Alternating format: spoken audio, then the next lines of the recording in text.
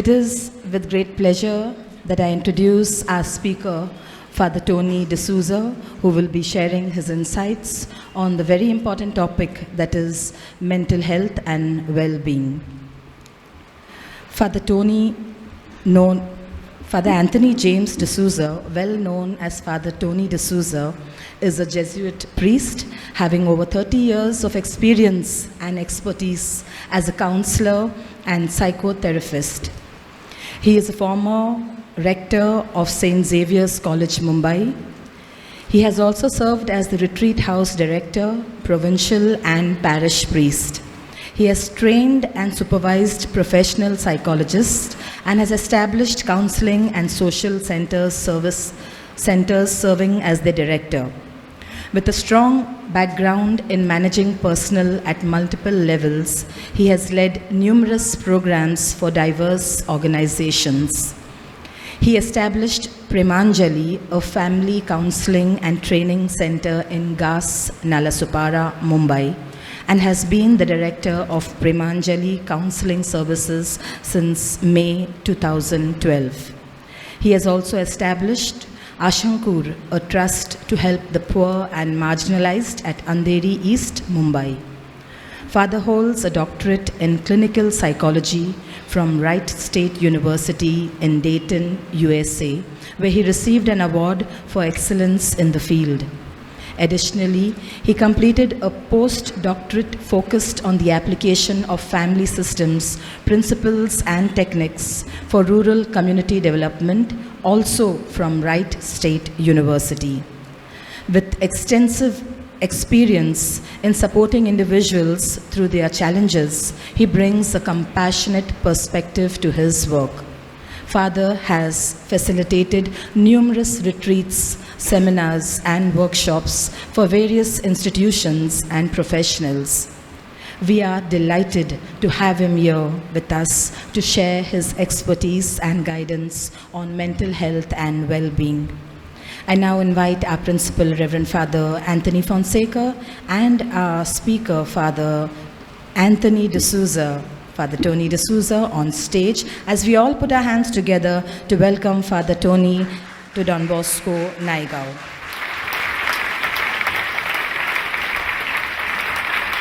Kindly accept our token of appreciation, dear Father.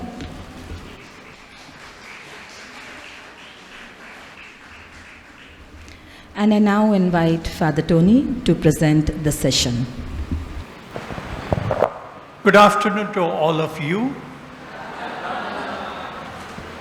Okay. I know this is not a good time to listen to someone speak after a good meal. Bear up with me because we have limited time.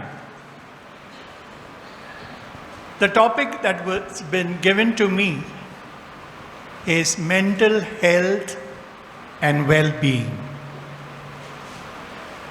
Now, if you look at these two aspects, mental health and well-being, you realize both of them are very closely interlinked. So closely interlinked like hydrogen and oxygen to make water. So, I'm going to give you a definition, or rather explanation of what mental health is. It is a state of well-being that allows individuals to cope with life's challenges. So, cope with life's challenges, realize their potentials, and contribute meaningfully to society. So what does it involve?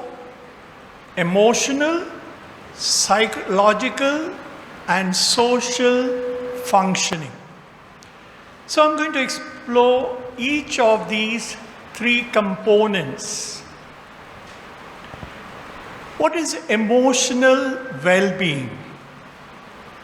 Can anyone try to help me to understand what you think is emotional well-being. Come on. Anyone? Manage your emotions, managing your feelings. Good, good.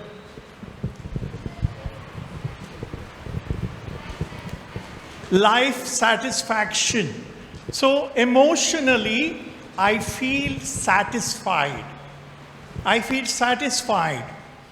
Now, you realize emotions are wonderful. They can make us feel high, but they can also make us feel down. So when I feel low, when I feel depressed, when I feel lonely, those are feelings again. They are emotions. Okay? So positive emotions, emotional well-being means I'm able to feel positive feelings most of the time. Experiencing joy, happiness, and contentment. I also experience negative feelings. So I have experienced positive as well as negative. I'm able to cope with them, handle them, deal with them. Like, for example, cope with sadness, anger, fear, and stress in a healthy manner. There are people who cope with their negative feelings, but unhealthily. Can anyone give me an example of unhealthy handling of emotions? Huh? Getting into addiction, very good. Getting into addiction. Anything else? Huh? Self-pity, anger, but how do you manage? Huh? Bullying, right. You find that in school, bullying. What else? You were saying something? To react. To react. Huh? Suicidal thoughts, right? Suicidal, unable to cope with negative feeling. So emotional well-being allows you to handle not only experience joyful, positive feelings, but also to handle negative feelings. How we do it, we'll get to that later. First is emotional well-being. Second is psychological well-being. This includes cognitive functions, thinking clearly and rationally. When do we need to think clearly and rationally? Particularly, I know we need to think clearly and rationally all the time, but when in special occasions, come on. Huh? When we need it. Huh? When you're in crisis, important decisions, yes. When you're angry, so you have to use your thoughts to handle your feelings. So in other words, when you are able to when you have to take sound decisions, objective decisions, and solve problems. Many couples, they come for counseling and therapy. What is the problem? They are not able to look at the issues objectively.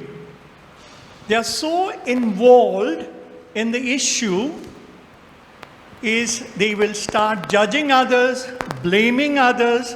You know, I'm suffering because of my husband. I'm suffering because of my wife. So both of them will come and share their perspective. But what is happening? They are not able to handle their emotions. So here thinking, you are able to handle your emotions, you are able to think objectively. Learning and growing. That's another aspect. Now, when you are able to handle your emotions and you are able to look at things objectively, you have clarity.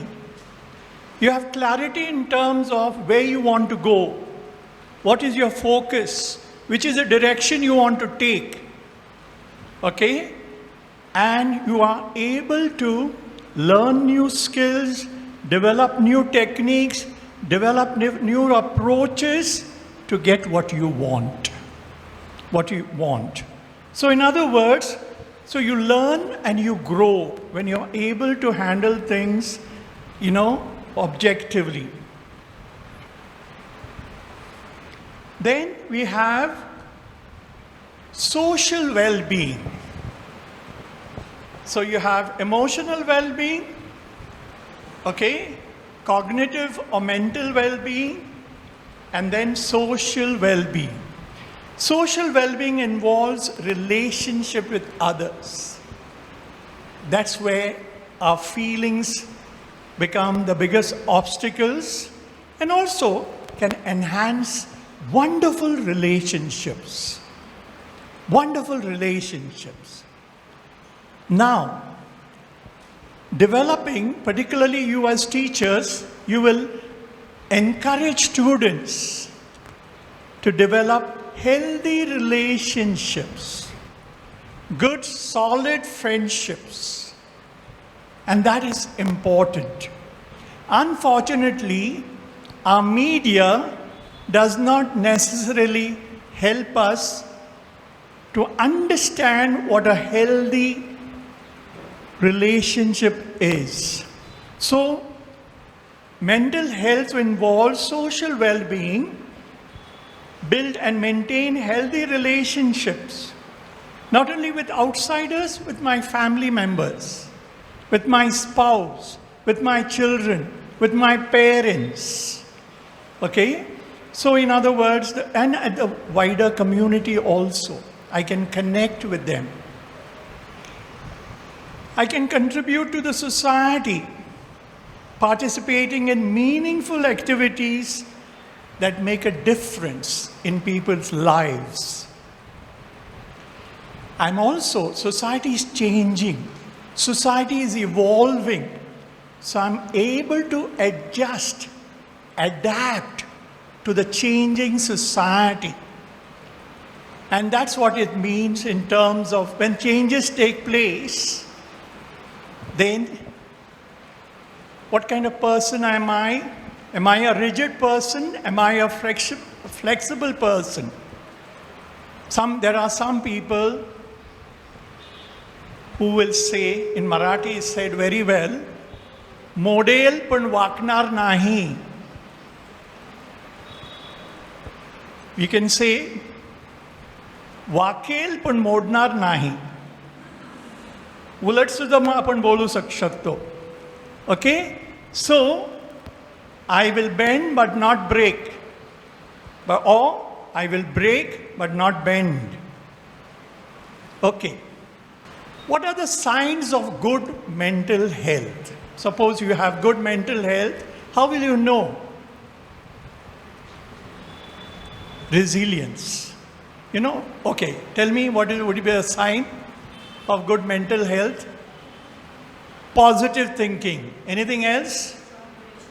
Strong relationships. Having patience. This side, any thoughts? Good self-esteem. So very good. Now one of the things is resilience. Now anyone can, in your own words, explain what resilience is. For some it may be a big word. Ability to bounce back from adversity. Yes. There are lots of challenges that come our way. Lot of difficulties, lot of problems. Will these problems put me down and keep me down, or am I able to bounce back? Not only bounce back, go forward. How do you go forward? you use the experience and learn from that experience so that you don't repeat those mistakes. Not only that, you learn other ways. You learn. For example, I'll give you my own example. When I went for my studies to the US, I was in my 40s to do my doctorate. And I had a big break between my master's studies in Bombay University and going there to US to study for the first time out of the country. And we had very intense program. We had a quarter system, and mid-quarter was the exam. And passing was 80%. And I got 76 or something. I failed. The moment you fail, you get a letter from the department. You are on probation. If I fail again, I might be out of the program.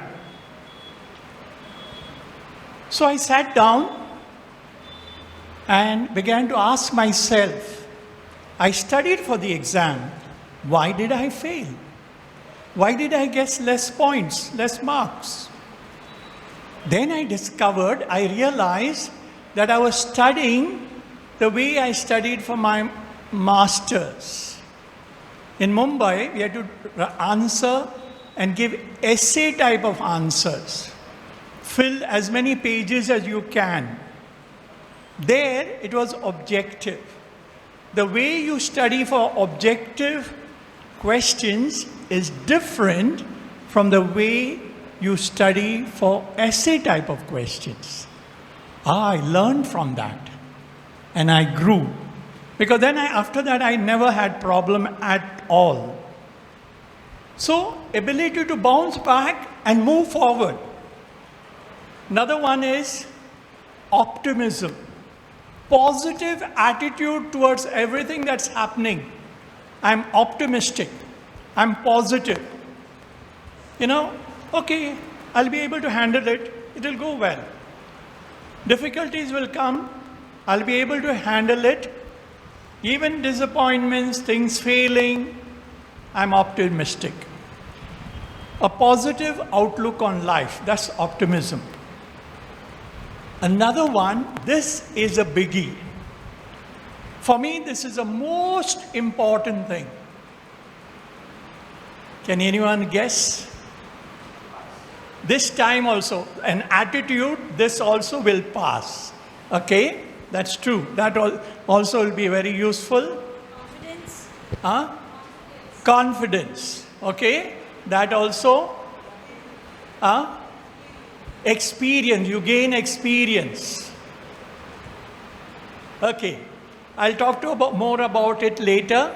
Self-awareness. Self-awareness is a quality only we humans have as a part of our evolution. Animals are not self-aware. Animals go by instinct, reward and punishment, pleasure and pain. Whereas for us, I can look back into myself, self-aware. I become aware of my behaviors. I can become aware of my thoughts. I can become aware of my feelings. Only if I'm self-aware can I choose. If I'm not aware, self-aware, then I'll be like those animals operating instinctively. I feel like doing this, I do it. I feel like doing that, I do it. If I don't feel like doing this, I don't do it.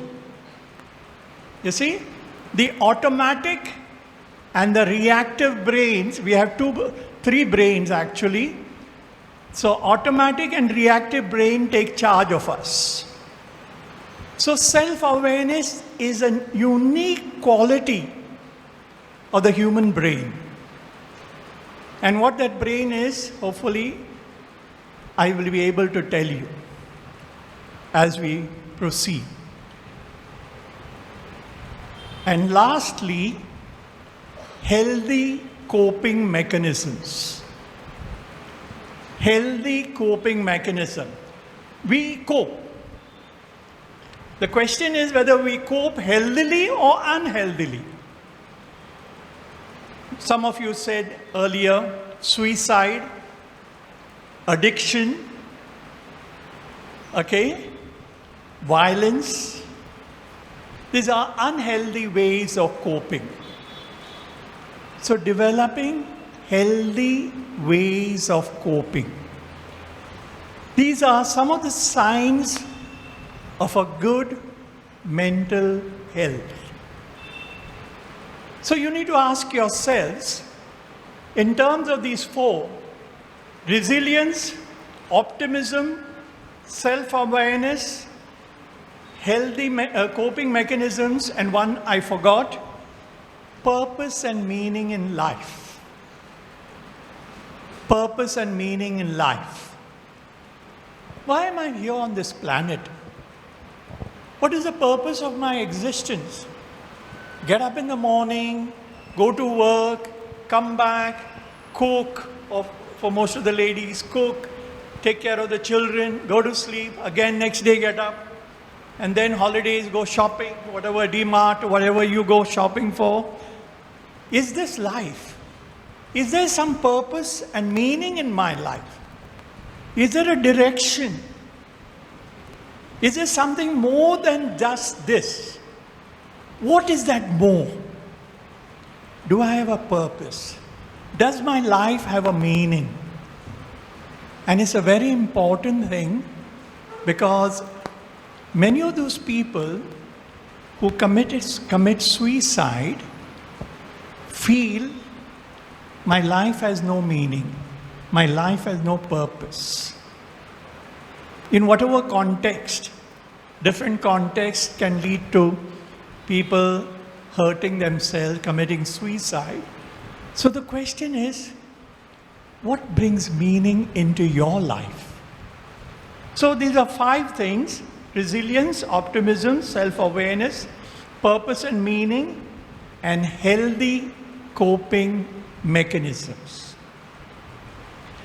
Now I'm going to move to well-being. What is well-being? Well-being is a positive state of functioning that includes these 5 aspects: physical well-being, mental well-being, emotional well-being, spiritual well-being, and social well-being. So physical, mental, emotional, social, and spiritual.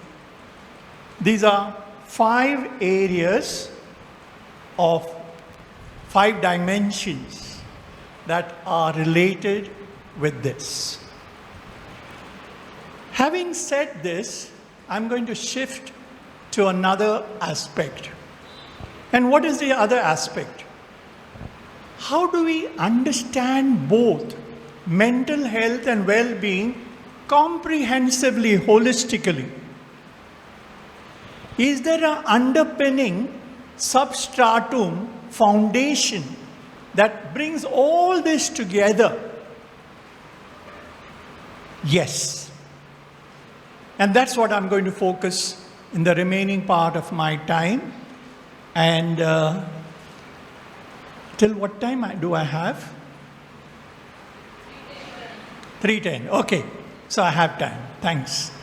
So, in terms of that, so what is it that is the foundation? Now, one of the things some of you know is there are 2 motivating forces that motivate us. 2 motivating forces that motivate us. None of my students will answer this. They know it. Any others can remember? What are the 2 motivating forces that motivate us? give us meaning, give us purpose, give us direction. Come on. Yes. Okay. When you get award or reward, okay, you feel good and you want to do more. Okay. Now if you notice, this motivation comes from where? Inside or outside? Outside. That's true. There are lots of mother praises the child, gives a reward, whatever it is, because you stood first or whatever, you got this percentage.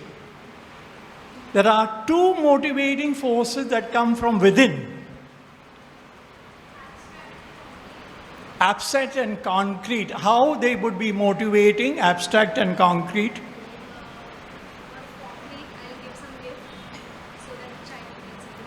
Okay.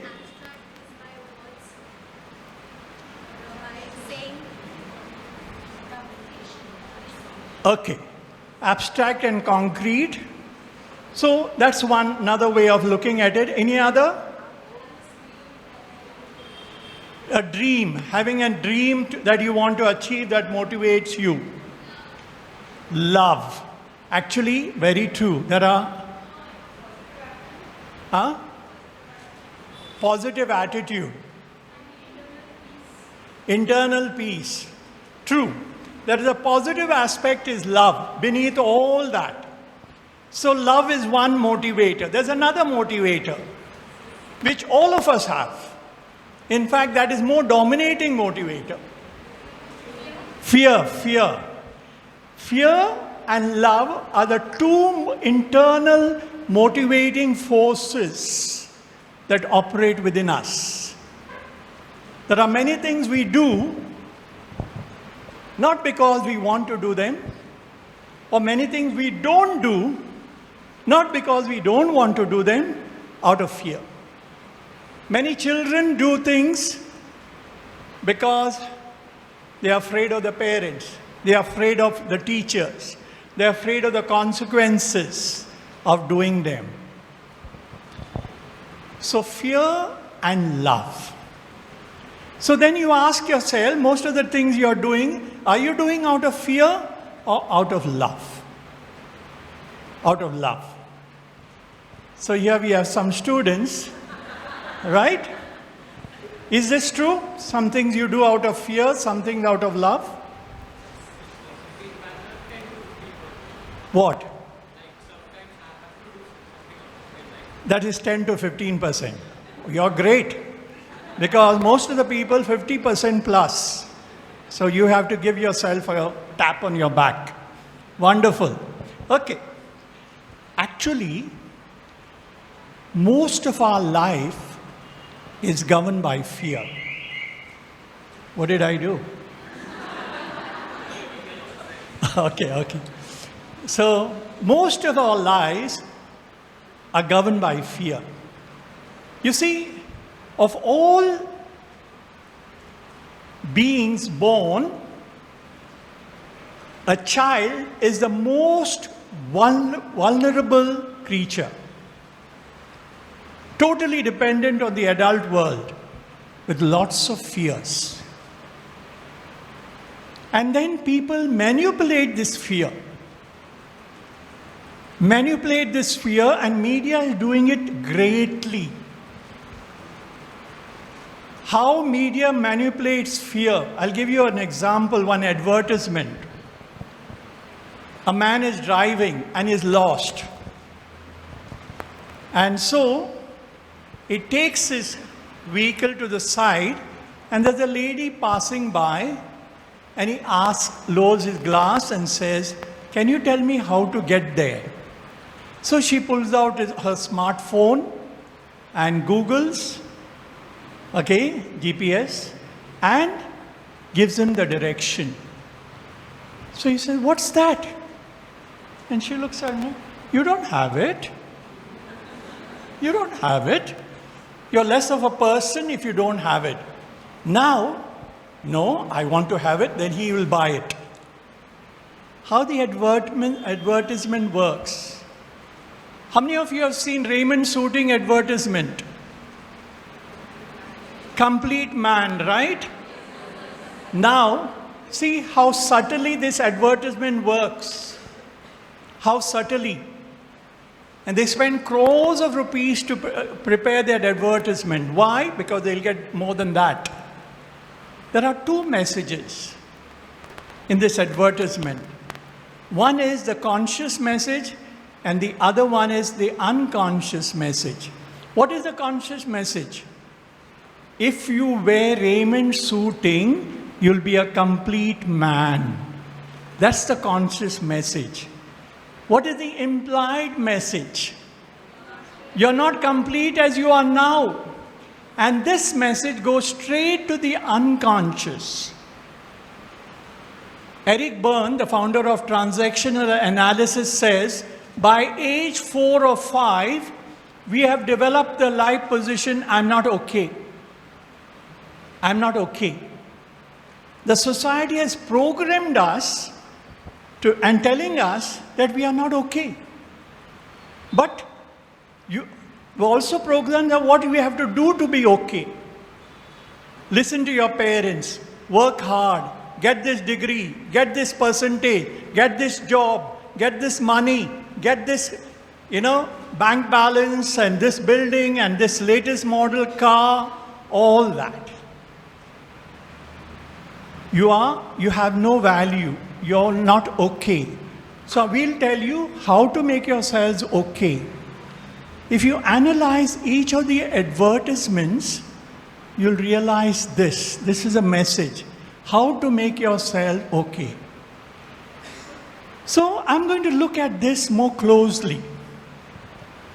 How many of you have seen this movie, The Bucket List? Good. Some of you have seen it. For the benefit of those who have not seen it, it's a story of a man, two men rather. I don't know their names in the movie, but I know the characters. One is Morgan Freeman, and the other one is Jack Nicholson. So these two men find themselves together in a hospital room, separate beds, hospital room with terminal cancer and just 6 months to live. Now, Morgan Freeman loves history. Jack Nicholson is a filthy rich man. So Morgan Freeman is sitting in his bed, writing in his notepad, and Jack Nicholson on the other side is curious to know what he's writing. Just then the nurse gives Morgan Freeman his latest test results regarding his cancer. And they aren't good. So he's very upset. Out of disgust, he tears that sheet, crumples it, and in disgust throws it on the floor. Jack Nicholson, who is curious to know what he's writing, picks up, straightens the sheet, and starts reading. And he says, what's this? This is the bucket list. What's the bucket list? Things I would like to do before I kick the bucket, before I die. And Jack Nicholson is excited. Hey, I would also like to do that. Let's add our list together and let's fulfill our bucket list before we die. So they have come together, made their list. They are touring around the world, and Jack Nicholson has got plenty of money to do that. So he said, don't worry about money. This is what aspect that I want to bring to your notice in that movie. When they are in Egypt, surrounded by the pyramids, Morgan Freeman tells Jack Nicholson, the Egyptian gods have a wonderful way of deciding who will go to heaven or not. They will ask them 2 questions. And the answers to these questions will determine whether they will enter heaven or not. So when people die and the souls go before the gates of heaven, they pose them these 2 questions. What are these two questions? The first question, have you found joy in your life? Have you found joy in your life? 2, has your life brought joy to others? Think of all the things I read to you earlier. Has your life brought joy to others? Have you found joy in your life? Has your life brought joy to others? When I heard these two questions, I realized these two questions sum up the meaning and purpose of our existence. The meaning and purpose of our existence. You will say, I've been a principal, I'm a manager, I've been a director. Have you found joy in your life? That's the bottom line. It makes no meaning what you have achieved, what you have attained, what you possess. Have you found joy in your life? Have you found joy in your life? There are many people I know, filthy rich, and anxious, worried, fearful. Their lives are governed by fear. Have you found joy in your life? Now, don't worry about the second question. If you have found joy in your life, that joy will overflow to others. It will overflow. But then I got excited about another thing. I began to analyze. We use the word joy and happiness interchangeably. The media is constantly promoting happiness. Get this latest model of smartphone. Get this little model of the car. Okay? Then I discovered that though the dictionary doesn't make a distinction, there is a distinct difference between joy and which I use them to distinguish the two aspects. Joy and happiness. Let me first talk about happiness. A child is happy. The child is happy and you ask him, why are you smiling? Why are you so happy? I passed in my exams. A young lady is happy and joyful, all smile. Why are you so happy? Because I got engaged. Another one, I got job. I got promotion. I won the lottery, whatever it is. You see? Now, what would happen? You were hoping to win the lottery, but you didn't win. Would you be happy still? Then, if the child failed in the class. So, in other words, what we call happiness, I'm going to give it to you in brief, is dependent. Just think of it. Our so-called happiness that is marketed by media is dependent. Now, it's not only dependent to such an extent, you won't realize the extent of this, happiness that is being sold, and we are running after happiness. Dhuru Rati has made a lovely video, YouTube video on this. Many of you may have seen his video, look for it, Dhuru Rati. Now, one thing is, happiness is outside.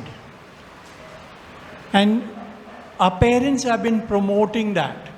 Our teachers have been promoting that. Society is promoting that right from childhood. Outside. And then we become dependent. Suppose, let's take him, not you. Suppose your teacher praises you, how will you feel? I will feel happy at that moment. Okay. Teacher criticizes you, how will you feel? Sad. Sad. Now, who controls how you feel? Others. So, if you notice, our feelings, you remember we spoke about feelings? Of how I feel is controlled by others, outside, other things. And this is the way, so we are puppets in society's hands. They control the strings. One pulls one string and I'm dancing. Pulls another string, I'm down in the dumps. You see? Society controls. Another aspect that I want to suggest quickly is because this whole is connected in the context of education. Now you need to ask yourself, what does education mean? You're all teachers. Where does the word education come from? Huh? Educare or educere, to draw out. Now the question is, are we drawing out? Are we creating an atmosphere so that what is best in them is manifested? We are filling them with knowledge. History, geography, civics, math, arithmetic, whatever it is. Are we drawing it out? Because all that we need is within. Okay? Now, where is the source of joy? Within. There's a nice poem, you know it, by Kabir. Kabir says, the musk deer, Kasturi Mrug, has the musk in its navel. It gets the scent. It's looking for the scented object in the grass. So people are looking for God in temples and mosques and churches when He is in their own hearts. Inside. It is inside. So we have to move. So you want peace, you want joy, you want freedom, you want love. It's inside.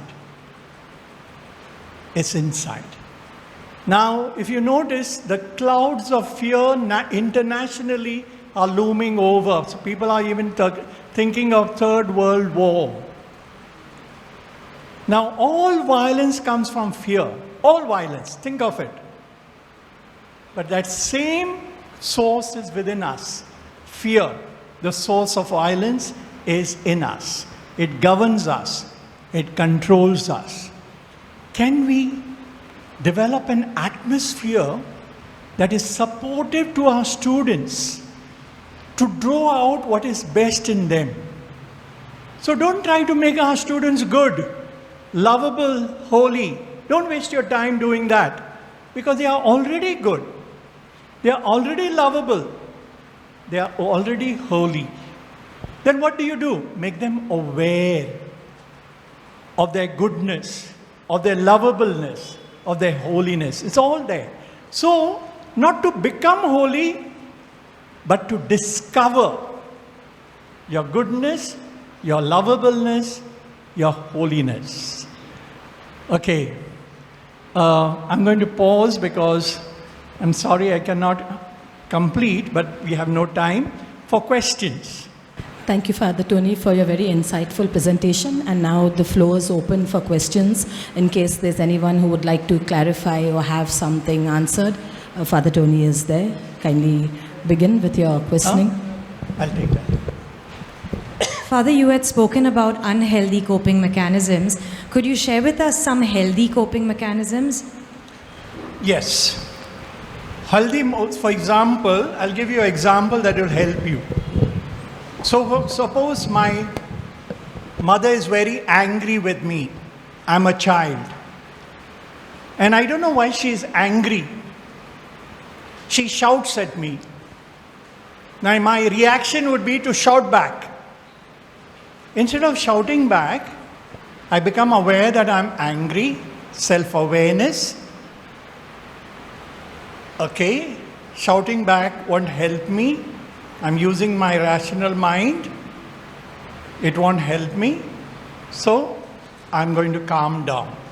So one of the ways of calming down is count 1 to 10 slowly.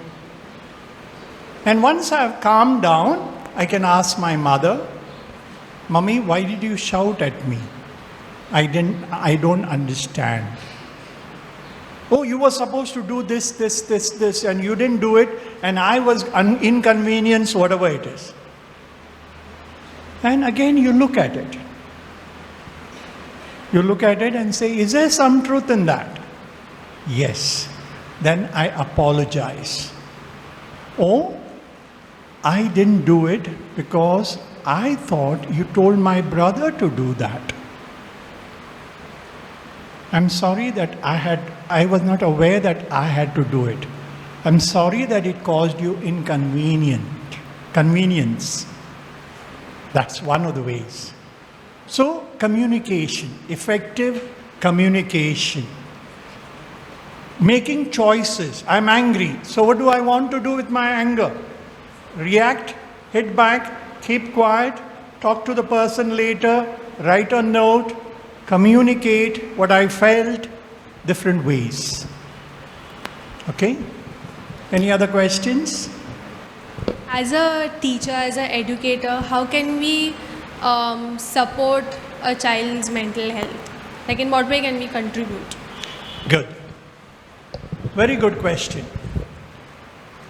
A child has made a mistake. Can anyone identify a mistake the child has made? Child copied in the class. That happens sometimes, no? Now, how do you handle that?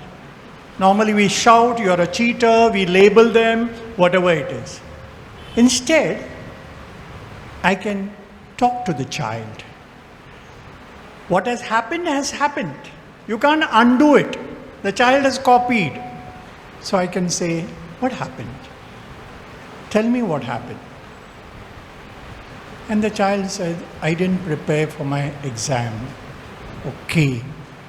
So what were you afraid will happen if you didn't prepare for your exam? I will fail. What would happen if you failed? My parents will spank me. So you're afraid of your parents spanking you? Okay. Now could you tell me why you didn't study? Why didn't you prepare? What was the difficulty preparing for the exam? No, I couldn't understand things in the class. I tried, I couldn't understand because I was sick, I couldn't take those notes or whatever it is. There's always a genuine reason why someone behaves in a particular way, copes in a not such healthy way. Now what have I done? I've connected with that child. I've not blamed, I've not judged, I've connected. Then once I've connected, I can take the child in the direction that is most beneficial for the child. That way. So I think it's clear that this topic of mental health and well-being resonates deeply with all of us. Thank you, Father Tony, for your wonderful insights. To summarize today's session, we had the privilege of hearing from Father Tony, who emphasized the importance of understanding mental health as a vital component of overall wellness. Father has highlighted key strategies for managing stress, the significance of emotional resilience, and the value of supportive relationships. He has also discussed the interconnectedness of mental and physical health and explored how educators and communities can foster environments that promote well-being. Your questions further has enriched our understanding, illustrating the diverse perspectives and concerns surrounding this topic. And as we move forward, let us carry these insights with us and consider how we can apply them in our daily lives to enhance our own mental health and support those around us. Dear teachers and esteemed dignitaries, let us now put our hands together and give a loud round of applause to Father Tony DSOUZA for providing us with a fresh perspective on understanding mental health and well-being. And I now invite our principal, Father Anthony Fonseca, along with our distinguished speaker, Father Tony, on stage. As a token of our appreciation for this enlightening session on mental health and well-being, kindly accept our gratitude and our token.